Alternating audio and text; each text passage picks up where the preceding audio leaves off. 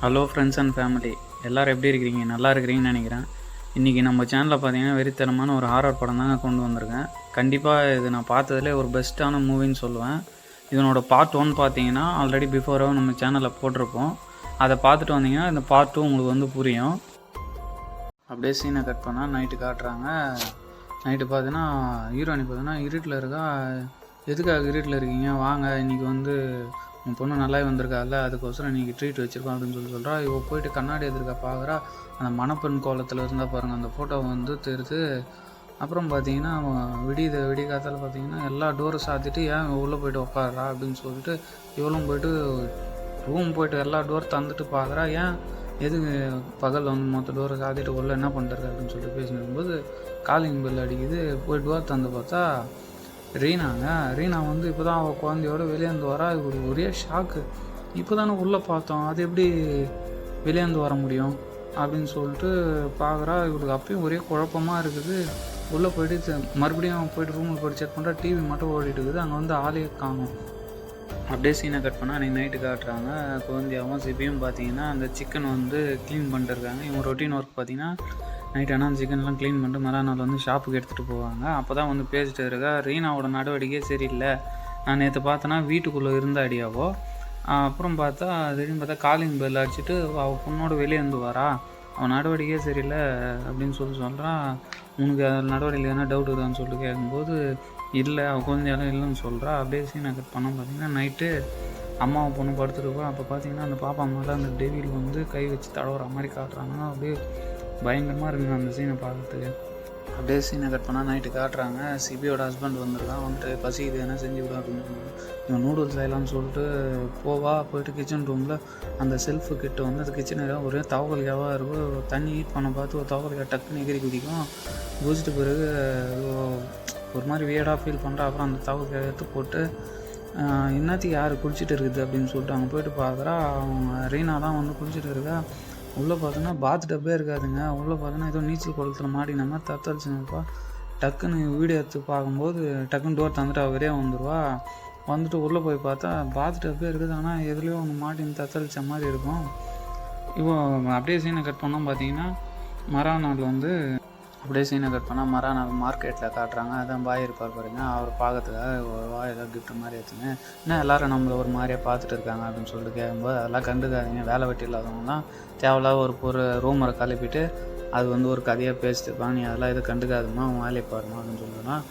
அப்போ தான் பார்த்தீங்கன்னா ரீனா வந்து செம்ம வேகத்து கோவத்தோடு வந்து சிபியோட கழுத்து பிடிச்சி தூக்குறா. ஏன்டி நைட்டு நான் குளித்தது வந்து அசிங்கமாக இல்லாத வீடியோ எடுத்து அப்லோட் பண்ணி வச்சுருக்கேன், உனக்கு என்ன தான் பிரச்சனை அப்படின்னு சொல்கிறா. இவன் வந்து உன் பொண்ணுக்காக நீ ஏதோ ஒன்று பண்ணியிருக்க, அது எனக்கு சொல்லு, நீ என்கிட்ட மறைக்கிற, அது எனக்கு தெரியும், சொல்லு அப்படின்னு. நீ தேவையில்லாத இன்னொரு டைம் என் விஷயத்தில் தலையிடாத சிபி, நான் உன்னை கொன்னுடுவேன் அப்படின்னு சொல்லிட்டு கோவத்தில் வந்து சொல்கிறா. ஆனால் வந்து நீ சொல்லலைன்னா நான் விட மாட்டேன் அப்படின்னு சொல்லுவான். கோவத்தில் அப்படியே கத்தி எடுத்து வெட்டலான்னு வரா. அப்போ தான் வந்து சுயநனிக்கே வர அந்த மார்க்கெட்டில் இருக்கிற மொத்த பேரும் வந்து அவளை பார்க்குறா. அப்படியே வந்து ஃபுல்லாக அப்செட் ஆகிட்டு அப்போ தான் நார்மல் நிலைமைக்கே வரான். வந்துட்டு அப்படியே சீனை கட் பண்ணோம் பார்த்தீங்கன்னா நைட்டு வந்து காட்டுறாங்க. சிபியோட ஹஸ்பண்ட் வந்து லேட்டாக வரான். வந்துட்டு எனக்கு எதனா செஞ்சு கொடு மேகி அப்படின்னு சொல்லும்போது இவள் போய்ட்டு கிச்சன் ரூமில் பார்த்தா ஆல்ரெடி மேகி வந்து ரெடி ஆகிட்டு இருக்குதுங்க. ரெடி ஆகிட்டு இருக்குது. இவள் ஒரே ஷாக்கு. பின்னாடி திரும்பி பார்த்தா கொடூரமாக வந்து நிற்கிறா. பேனு சிரிச்சிக்கின்னு அவன் ஃபுல்லாக அல்ல. இவள் பாருங்கள், ஸோ கொதிக்கிற தண்ணியில் அந்த தவளை இருக்கும் பாருங்கள், அந்த தவளை எடுத்து இவள் சாப்பிடுவாங்க. ஐயோ என்ன இப்படி பண்ணுறான்னு சொல்லிட்டு ஒரு மாதிரி ஆகிட்டு அந்த மேகிலாம் எடுத்து ஊற்றிட்டு போயிட்டாரான்னு பார்த்துட்டு அந்த மேகி எடுத்துக்கின்னு செஞ்சுட்டு எடுத்துன்னு வந்து பார்க்குறா. அவரும்ல இவ படுத்துட்டு இவளை சாவடிக்கிறதுக்காக இவள் சாத்தானில்ல, இவளை எதிர்க்கவே என்ன ஆயிடுச்சு, கனக்கூடமாக அவளை வந்து கொலை பண்ணிடுறா. உள்ள இருக்கிற குழந்தைய எடுத்து வெளியே போட்டுட்டு அவளை சாவடிச்சிட்றா. சாவடிச்சிட்ட பிறகு அப்போ தாங்க அவனோட ஹஸ்பண்ட் வரான். ஹஸ்பண்ட் வந்துட்டு தந்து பார்க்குறான். அவங்க ஒய்ஃபே காணும். எங்கன்னு சொல்லிட்டு சிபின்னு சொல்லிட்டு கத்திட்டு போகிறான். அப்புறம் அவன் தங்கச்சிக்கிட்ட கேட்குறான், எங்கே சிபி ஆளை காணும் அப்படின்னு சொல்லும்போது தெரில அப்படின்னு சொல்கிறான்.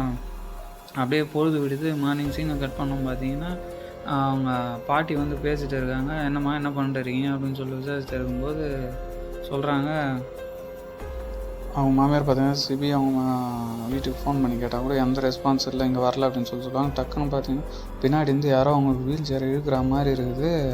இவ்வளோ பின்னாடி பார்த்தீங்கன்னா திரும்பி பார்த்தீங்கன்னா டக்குன்னு பிரேக்கை போட்டுறா.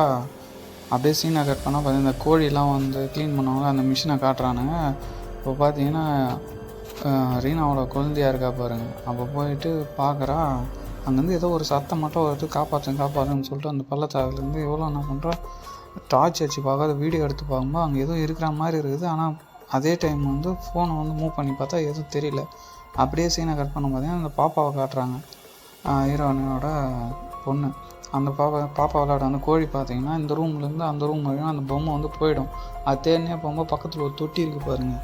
அந்த தொட்டியிலிருந்து அவங்க அம்மா வந்து வெளியே வந்து, வரியா என் கூட குளிக்கிறதுக்கு, அம்மா நான் கூப்பிட்றேன்ல வான்னு சொல்கிறா.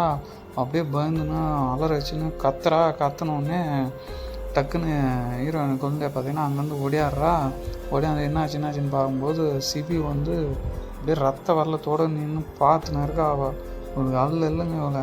அப்படியே சீனை கட் பண்ணால் மறுநாள் காலையில் பார்த்தீங்கன்னா ஒரு கோழி ஒரு சேவல் ஒன்று பிடிச்சிட்டு போனால், ஏன்னா வாரம் பலி கொடுக்கணும் அந்த சாத்தானுக்கு. அங்கே போய்ட்டு அந்த பள்ளத்தாக்கில் போய் பார்த்தா சிபி வந்து இவ தானே சாவடிச்சு போயிட்டா. ஐயோ இப்படி பண்ணிட்டு இருக்குமே, இப்படியே போச்சுன்னா நிலமை சரி கிடையாது, நம்ம மாட்டிப்போம் அப்படின்னு சொல்லிட்டு அந்த சாத்தான் வழிபடுறதுக்கு அந்த பாட்டி ஹெல்ப் பண்ணாங்க பாருங்கள். அந்த பாட்டிக்கிட்ட சந்திக்கிறதுக்காக போயிட்டு இருப்பாவோ. அப்படியே சீனை கட் பண்ணால் அந்த பாட்டியோட வீட்டுக்கே போயிடுவோம். அங்கே போயிட்டு சொல்கிறா, இது மாதிரி வந்து டீமன், நான் என்னம்மா சொன்னேன் அந்த சாத்தானை வழிபடுறதுக்கு முன்னாடி, அந்த டீமனோட மனைவி ஆகிட்டேன். மனைவி வந்து யார் கோவப்படுத்தினாலோ தப்பாக நடக்க முயற்சி பண்ணாலும் அவங்க வந்து இறந்துருவாங்க, அதுதான் உன்னோட சாபமே அப்படின்னு சொல்கிறா. அப்படியே சீனை கட் பண்ண பார்த்தீங்கன்னா ஸ்டார்டிங் சீனில் அவன் ஹஸ்பண்டுக்கிட்ட சொல்லணும்ப்பா பார்த்தீங்களா, இது மாதிரி வந்து என் மேலே யாருமே பாசமாக இல்லை, எல்லாருமே என்னை வந்து வெறுப்பாக தான் பார்க்குறாங்க, என்ன ஒரு வேலைக்காரியாக தான் பார்க்குறேன்னு சொல்லிட்டு ஆதனத்தில் வந்து சொல்லின்னு இருப்பார். அது வந்து நினச்சி இப்போ வந்து அழுதுட்டு இருக்கா. இவன் இந்த சாபத்துலேருந்து தப்பிக்கவே முடியாதுங்க. அப்படியே சீனை கட் பண்ணோம் பார்த்தீங்கன்னா இந்த சேவல் சண்டை வந்து காட்டுறானுங்க. சேவல் சண்டை பார்த்திங்கன்னா 2 சேவல் வந்து சண்டை போடணுருக்குது. அந்த டைம் பார்த்திங்கன்னா ஹீரோவோட தம்பி ஏதோ அங்கே அவனை பார்க்குற மாதிரி இருக்குது. அதை ஃபாலோ பண்ணிகிட்டே போகிறான். ஃபாலோ பண்ணி திரும்பி பார்த்தா டக்குன்னு மேலேருந்து ஏதோ ஒரு டப்பா மாதிரி வந்து கீழே வந்து விழுது. அதை பார்த்தோன்னே பயந்துட்டு எட்டி வச்சு தள்ளுறான், எது இல்லைன்னு சொல்லிட்டு. அதுக்கப்புறம் பின்னாடி திரும்பி பார்த்தா சிபி வந்து நின்றுட்டு இருக்கா. டக்குன்னு திரும்பி பார்க்குறான், இல்லை அவனை தொடலான்னு வேகமாக ஃபாலோ பண்ணுறோம். அன்னாத்திக்கு அந்த மார்க்கெட்டுக்கு உள்ளக்கிறவன் வந்து இவனை வந்து டக்குன்னு கூப்பிடும்போது, ஐயோ அங்கே உன் சேவலை சண்டை போட விட்டு நீ என்ன எங்கே பண்ணுகிற, அந்த சேவல் அங்கே செத்து போச்சு, உன்னோட சேவல் அங்கே அப்படின்னு சொல்கிறான். அந்த சேவல் புதைக்கிறதுக்காக வீட்டுக்கு பின்னாடி போய்ட்டு புதைக்கிறதுக்கு ட்ரை பண்ணிப்பான்.